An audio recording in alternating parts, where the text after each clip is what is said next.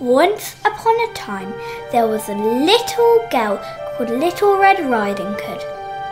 She lived with her mother and father in a pretty cottage near a large forest. Her father was a woodcutter and worked all day in the forest. Unfortunately, Little Red Riding Hood's grandmother was not feeling well today. Little Red Riding Hood, please take this basket of tasty red apples to your grandmother. I hope they will make her feel much better.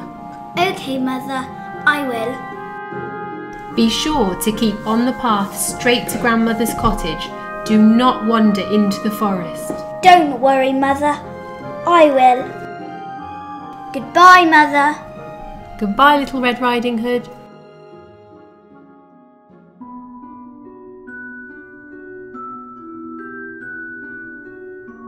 After a few minutes of walking along the path through the forest, Little Red Riding Hood met a wolf. She had never seen a wolf before, and she was not afraid of him at all. Good morning, little girl. Good morning, sir. What have you got in your basket, little girl? Some juicy red apples. Grandmother is ill, and Mother has sent these to help her get well again. How kind. And where does your grandmother live? Just a few more minutes along this path through the forest. I'm feeling very hungry. She will make a tasty dinner, more tasty than the old grandmother. But if I am clever, I should manage to eat both. The wolf walked along beside Little Red Riding Hood for a short while. Look at all the pretty flowers. You should stop and look at them instead of walking straight along the path. Yes, I think I will.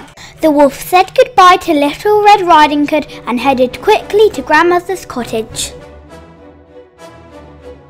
He soon reached the cottage and knocked at the door. Who is there? It's Little Red Riding Hood. I brought you some juicy red apples. Let yourself in, my dear. The wolf opened the door and walked in.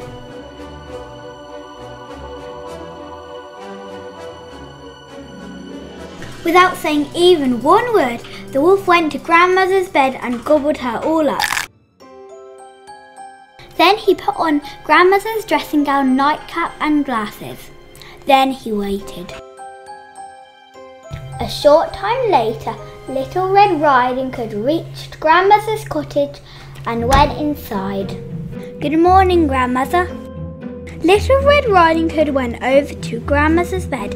She thought she was looking very strange. Oh, Grandmother, what big ears you have. All the better to hear you with, my dear. What big eyes you have, Grandmother. All the better to see you with, my dear. What big hands you have, Grandmother. All the better to hug you with, my dear. And Grandmother, what big teeth you have. All the better to eat you with, my dear. The wolf jumped out of bed and gobbled up Little Red Riding Hood in one mouthful. Now the wolf felt tired, so he lay down in bed and fell fast asleep. The wolf began to snore very loudly. A short time later, Little Red Riding Hood's father was passing near Grandmother's cottage. He heard the loud snoring and went to check on her.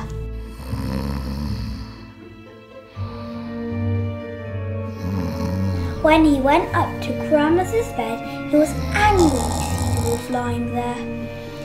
He thought that the wolf may have swallowed Grandmother and Little Red Riding Hood whole, and perhaps there was time to save them. Little Red Riding Hood's father cut open the wolf, hoping to find Grandmother and Little Red Riding Hood inside alive.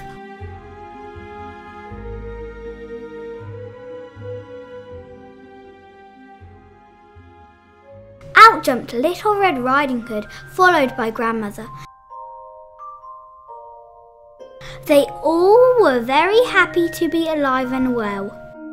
Little Red Riding Hood and her father put Grandmother into bed. They gave her some red apples. Soon she was feeling much better.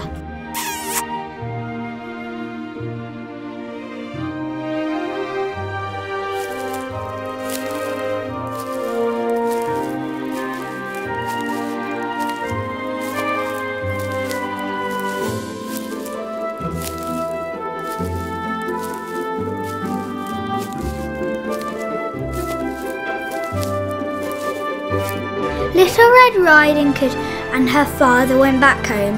When she told her mother what happened, she was shocked and gave her a big hug. Little Red Riding Hood promised she would never wander off the path through the forest again.